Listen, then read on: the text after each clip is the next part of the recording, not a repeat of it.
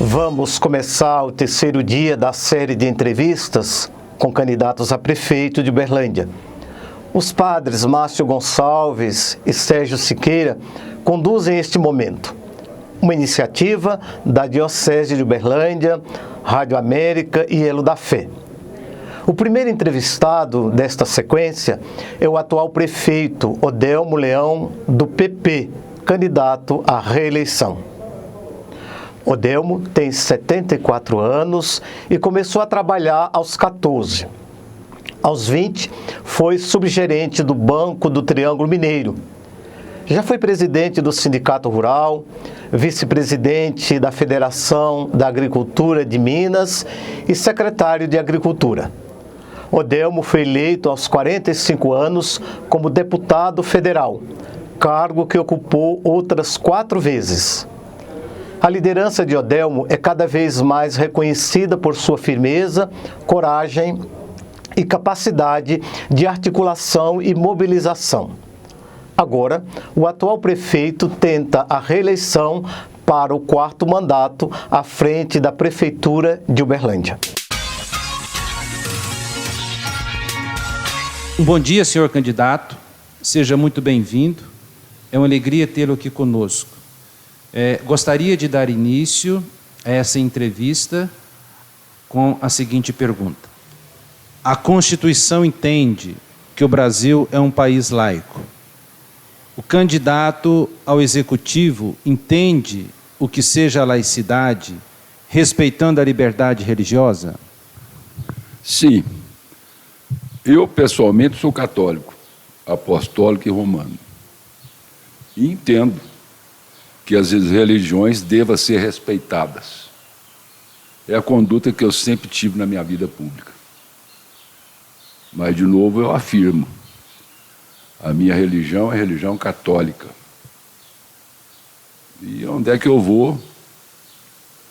No meu gabinete, por exemplo, Nossa Senhora está lá comigo.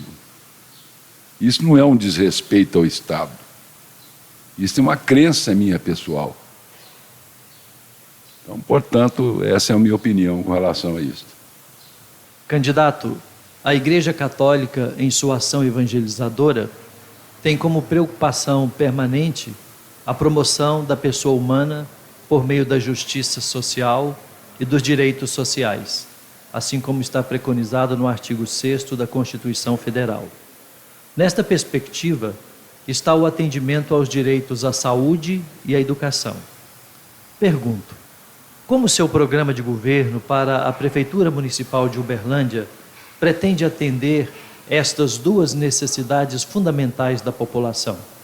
O meu tripé de vida na área pública sempre foi saúde, educação e área social.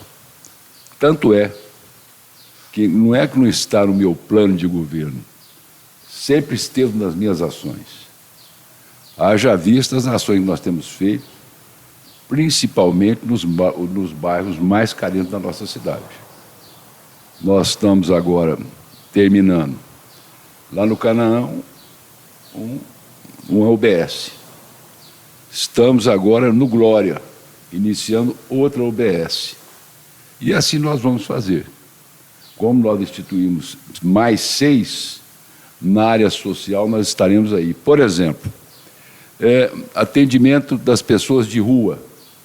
Na Secretaria de Ação Social, nós temos mais de 36 mil atendimentos. E há uma característica nisso. As agentes sociais conhecem as pessoas pelo nome, porque é a maneira deles se comunicarem. Na educação, eu vou continuar também como eu sempre fui. Nesse momento de pandemia, nós fizemos todo o esforço, primeiro, para que o aluno não fosse desassistido. Através das escolas abertas, recebendo, passando os deveres, criamos um programa de informática, criamos também na TV aberta universitária aulas de segunda a sábado, mas também não perdemos de vista as mais de 14 mil crianças que estão no Bolsa Família, que nós entregamos nas suas casas as suas merendas escolares. Como? Através do transporte escolar, que naquele momento estava parado, porque, logicamente, não estava tendo atividade para atendimento aos alunos. Da mesma forma, também foi feito o kit escolar. Nós entregamos em casa de cada aluno para que ele pudesse fazer o seu exercício, acompanhar as aulas e se desenvolvesse, não perdesse a sintonia com a escola. Agora, nós teremos um grande desafio no próximo ano, que eu sempre digo, próximo ano nós temos que fazer 1 ano em 2. São as aulas de recuperação, melhorar a nossa comunicação por rede social, através da TV aberta, quer dizer, será um grande esforço que nós temos que fazer ao lado das educadoras, educadores, ao lado das pessoas que trabalham na área da educação. Na saúde pública, rapidamente, é o que nós fizemos aqui. Na pandemia, nós não fomos construir um hospital de campanha. Todos que construíram já desmancharam. Aqui nós abrimos um hospital que vai ficar agora à disposição do povo de Uberlândia. Vamos continuar assim. Senhor candidato, como regra geral, nós somos a nossa biografia. Um dos aspectos de uma biografia sadia, politicamente falando, é a educação política que submeteu aquele que se candidata a uma determinada função. Diríamos, um político profissional, educado eticamente e tecnicamente bem, certamente agirá convenientemente bem na função de prefeito. Pergunto, o senhor como candidato ao cargo de prefeito da cidade de Uberlândia, se considera preparado suficientemente e adequadamente do ponto de vista ético e técnico? Olha, eu tenho dito sempre que a minha formação é na escola da vida. Então, eu sempre tenho que aprender mais. Mas, com relação à ética, isto vem de berço. Eu fui criado pela minha avó, Dona Hilda Leão, perdi minha mãe muito novo. Então, desde cedo eu tenho essa educação. Vou dar um exemplo para vocês de uma coisa que ela sempre me dizia, e eu sempre guardei isso como ensinamento. Meu apelido era Nego. Então ela virou para mim e falou assim: ó, Nego, meu filho, nunca suba na vida pisando nos outros. Então esse é um sentimento que eu trago comigo, é uma maneira de ser, de viver, de conduzir as coisas. E na vida pública eu sempre tenho me pautado por isso. O respeito à coisa pública, o respeito às pessoas. E acho que esse é o caminho e a obrigação de todo homem público.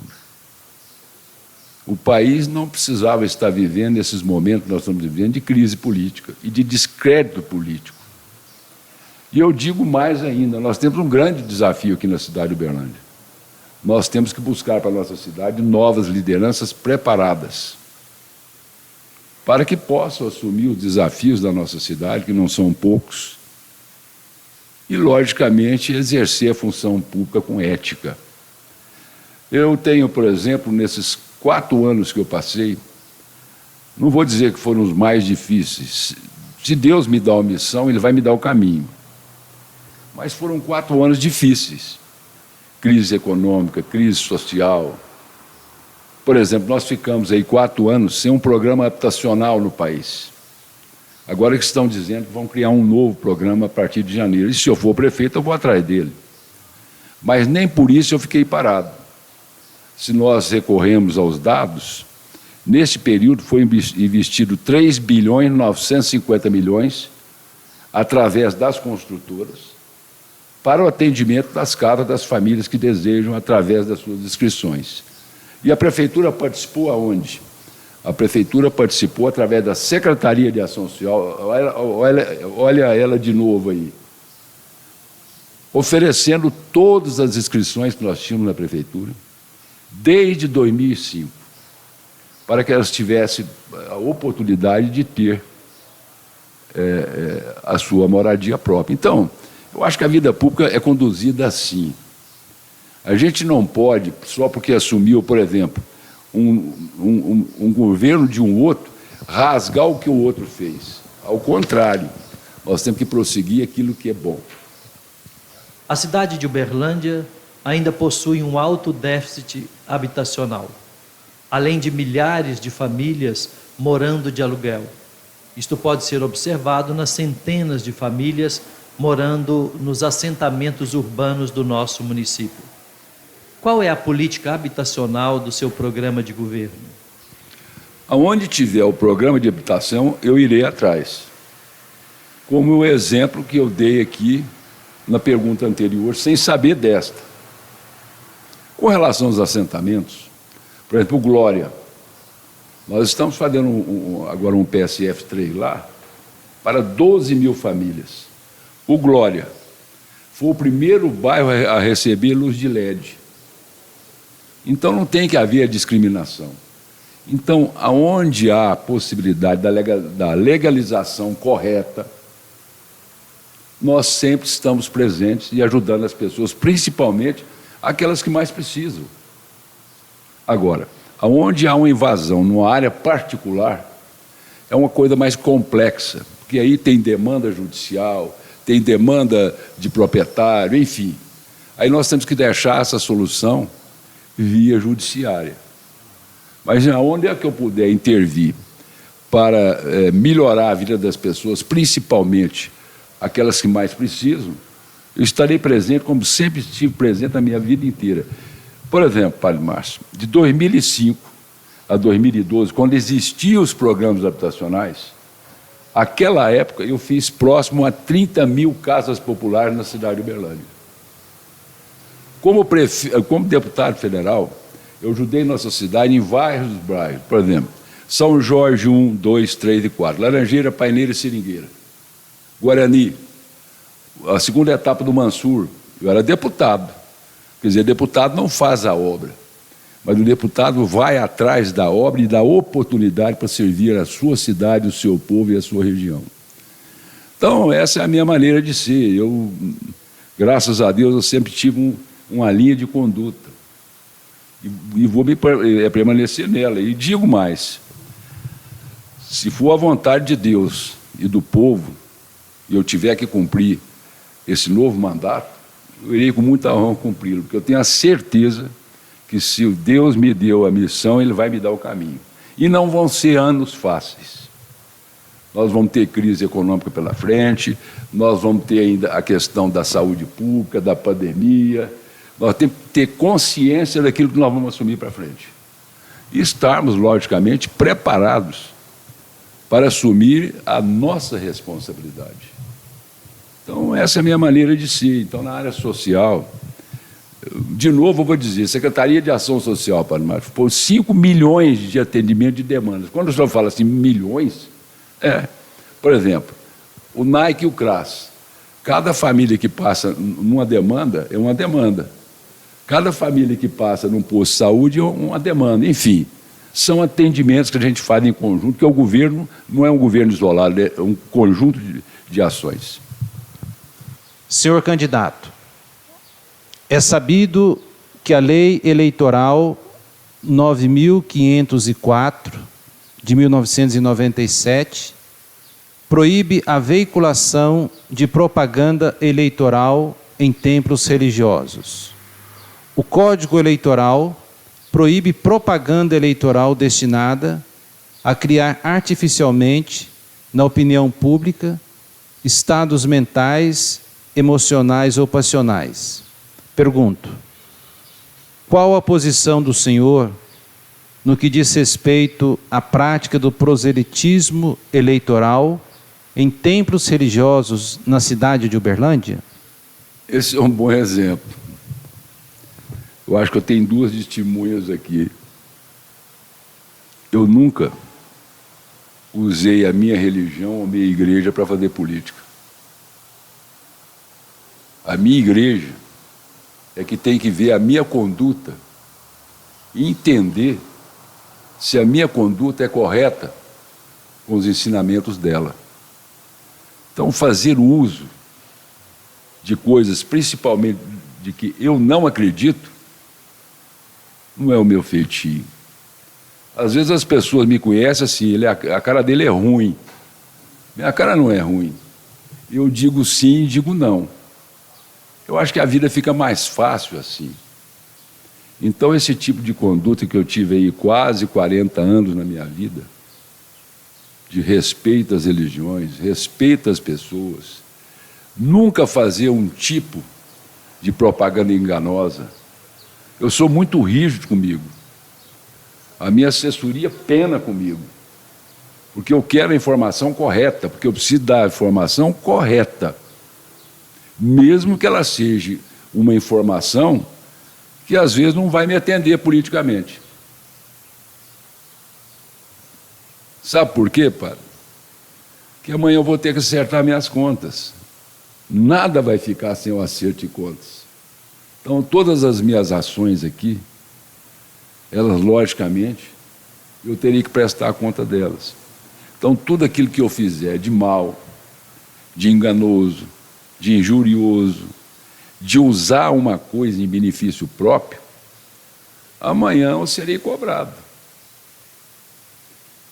E não é bom a gente querer ser cobrado. Então, nessa parte, eu acho que respeito todas as religiões, todas. Respeito todas as suas crenças. Tanto é que, como prefeito de Uberlândia, eu atendo a todos que me procuram. Todos. Com aqueles que podem fazer parceria com a prefeitura, nós fazemos, mas sempre de uma maneira respeitosa. Por exemplo, eu nunca peguei uma entidade parceira e fui lá nela fazer política. Nunca. Eu acho que eu não tenho que fazer isso. A minha conduta política tem que ser julgada pelo povo e da maneira que ele achar correta. Então, eu vou continuar assim, desse jeito. Eu acho que eu sempre fui assim e vou continuar assim. A cidade de Uberlândia já apresenta as consequências dos cortes em políticas públicas do governo federal, a qual se reflete no desemprego, subemprego, na realidade dos vendedores ambulantes e dos moradores de rua. Pergunto, como seu programa de governo pretende enfrentar esta dolorosa situação social? Ele poderia contemplar a implantação de um restaurante popular? Olha, tudo aquilo que for favorável, principalmente o menos favorecido, é possível. Agora, nós temos que olhar como proceder com essa instalação. Porque ele não pode fazer uma instalação de um restaurante popular só para se fazer uso político disto. Mas vamos ver. Eu vou de novo repetir aqui, tudo aquilo que eu puder fazer na área social para ajudar os menos favorecidos, eu não estou fazendo favor nenhum. Aliás, é a minha maneira de ser e de enxergar as coisas.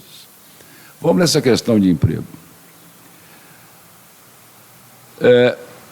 De 2017 até agora, nós abrimos 43 mil empresas novas em Uberlândia. Aliás, foram 53 mil, 10 mil fechados. Então, são 43. Isso eu estou dizendo que nós temos os dados.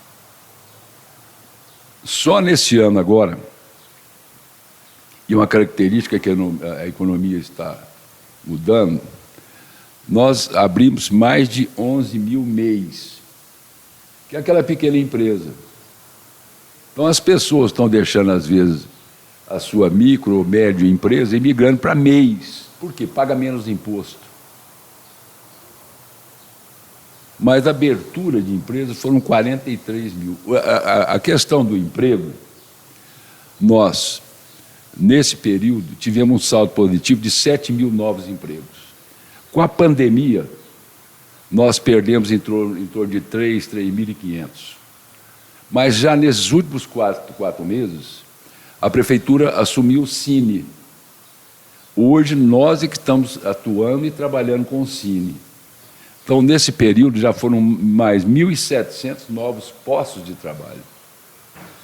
Então, é uma maneira que eu tenho de fazer, trabalhando, de efetivamente dar à pessoa aquilo que realmente ela quer.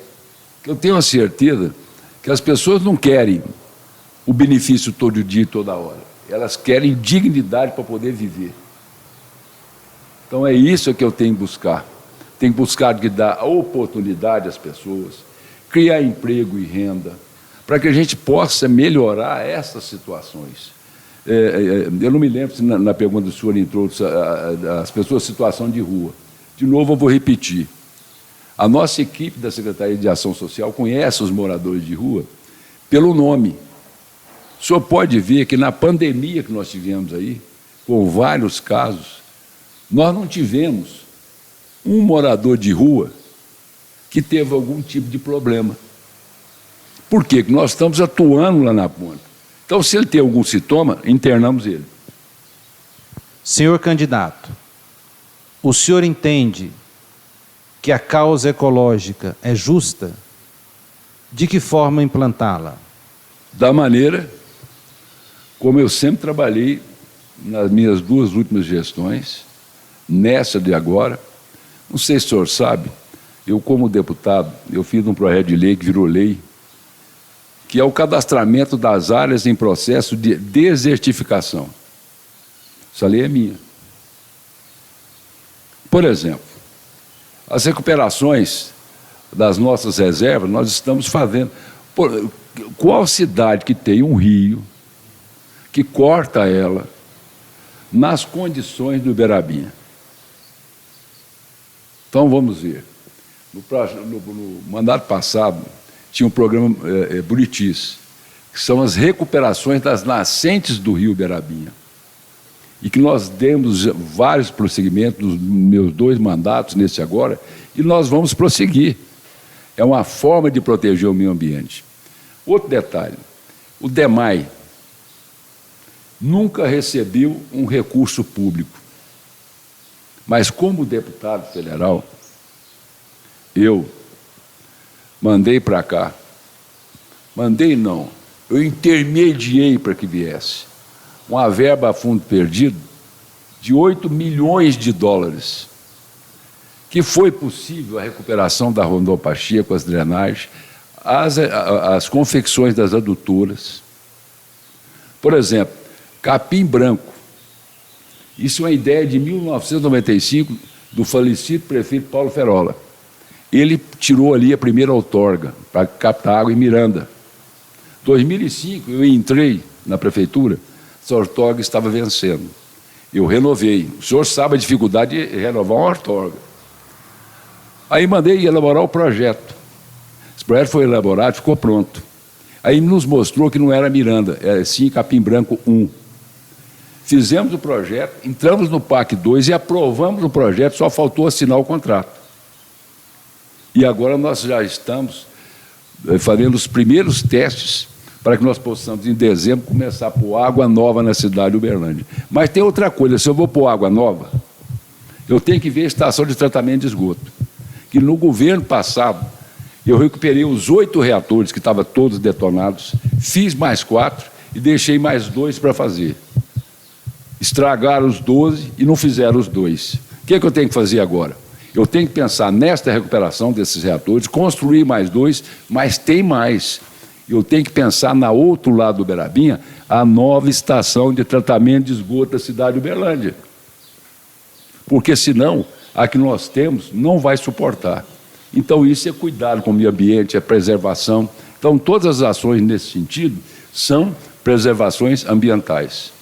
A pandemia mostra grandes fraquezas em nossa cidade, como saneamento, saúde e emprego. Como minimizar os desafios destes setores? Padre Márcio, eu estou vivendo essa pandemia desde o dia 20 de março, 24 horas por dia. Eu confesso ao senhor que eu não desliguei momento algum dela. Mas, por outro lado, eu não podia descuidar das outras áreas, economia, por exemplo. Por exemplo, as obras de infraestrutura urbana, de mobilidade urbana. Vocês já imaginaram a nossa cidade sem essa abertura de mobilidade que nós estamos tendo agora? É a mesma coisa de imaginar a Rondon quando não era duplicada. Como é que o Uberlândia ia caminhar hoje? Então, eu enfrentei a pandemia, abri um novo hospital. Se o senhor ter ideia, eu entrei nessa pandemia com 40 leitos de UTI no hospital municipal. 40. Hoje, no Santa Catarina, eu tenho 62 UTIs municipais. E tem 20 no municipal para servir, são 82. 30 fica por conta das outras doenças, no municipal. Tem um dado que pouca gente sabe. O senhor sabia que nas UAI nós temos 28 UTIs, com o mesmo equipamento de uma UTI do hospital, com o mesmo remédio, com intensivista e todos os equipamentos necessários? Só aí nós vamos para 140 UTIs. Então, da maneira que eu enfrentei, se fosse de novo para me enfrentar, eu enfrentaria desta forma que eu enfrentei. Sempre relatando a verdade, dizendo a verdade, soltando os nossos boletins diários, informando. Tanto é que quando eu cheguei aqui, graças a Deus, começou a cair um pouco. Eu comentei com vocês ali fora. Graças a Deus, os óbitos estão reduzindo. As positividades também estão reduzindo. Então, eu acho que é essa maneira que eu tenho que enfrentar. A pandemia eu enfrentei assim, de frente. E sempre fazendo gravações de rede social, informando a população, pedindo à população. Por exemplo, eu entendi que a população não aceitou isolamento. Por exemplo, a maior fase do isolamento que nós tivemos, nós atingimos 52%. Depois caiu para 45%, 40%, e aí ficou, sabe como? Como se fosse fevereiro deste ano, 32%. Então nós temos que saber conviver com isto. Aceitar as pessoas, aceitar as atitudes, mas sempre dizer para elas, olha, não vamos não, você pode evitar, evita. O desemprego foi da forma que eu disse ao senhor. Nós voltamos a crescer numa crise dessa. O Brasil foi negativo, nós fomos positivos. Então, já é um resultado que as coisas começam a acontecer. E vou dizer para o senhor, estou determinado, se Deus mandar eu cumprir o próximo mandato, eu vou cumprir, sim, que Ele vai estar comigo, e é dessa forma que eu vou ser. Agradecemos a presença do candidato pela entrevista e agora abrimos o espaço para que em 3 minutos faça as suas considerações finais. Olha, para mim é um prazer muito grande estar aqui com vocês nesse debate. Sempre o político vai a um debate preparando em outras perguntas. Eu quero cumprimentá-los pelas perguntas que vocês a mim me dirigiram. Sabe por quê? Me deu a oportunidade, às vezes, como homem público, de apresentar ao nosso povo como nunca tive a oportunidade de apresentar. Dizendo a eles o que eu penso, o que eu sinto, a minha maneira de proceder, a minha maneira de ser. Então, eu só tenho que agradecer essa oportunidade. Foi muito honrosa para mim. Quero aproveitar a oportunidade e cumprimentar a nossa igreja pela atitude que teve nessa pandemia, pela atitude que Dom Paulo teve, pelas posturas dos senhores padres, dos senhores diáconos, pela compreensão que vocês tiveram da gravidade do momento. Parabéns. Eu acho que vocês contribuíram muito e nos ajudou a informar da população também desta gravidade. Eu queria aproveitar esse momento e agradecer, fazer esse cumprimento, vamos dizer assim, de viva voz. Sempre a nossa igreja buscou colaborar, nos ajudar. Não foi necessário, hora nenhuma, falar, Dom Paulo, faça, não. O Dom Paulo antecipou as coisas que teriam sido, que teria ter sido antecipadas. Então, isso me honra muito. Então, que Deus abençoe a toda a nossa comunidade católica, a todos aqueles que estão nos vendo, aqui nos assistindo e ouvindo, que Ele encaminhe para as nossas vidas aquilo que for melhor para nós. Eu não vou gastar os 3 minutos, não, Padre Márcio. Eu quero dizer assim, se for a vontade de Deus do nosso povo, eu tiver que cumprir esse outro mandato, eu peço de novo que Deus me abençoe a minha vida e que o nosso povo fique ao meu lado como sempre ficou e principalmente nas horas mais difíceis. Porque sozinho eu não sou nada, sozinho eu não sou ninguém. Nós temos que estar juntos. E, logicamente, fazer correção de rumo, sim. Sempre é necessário fazer correção de rumo, mas sempre buscando o melhor para todos. Que Deus nos abençoe. E, se der, dia 15 é o 11, Odelmo Leão. Muito obrigado ao candidato pela presença, aos padres e a você pela audiência.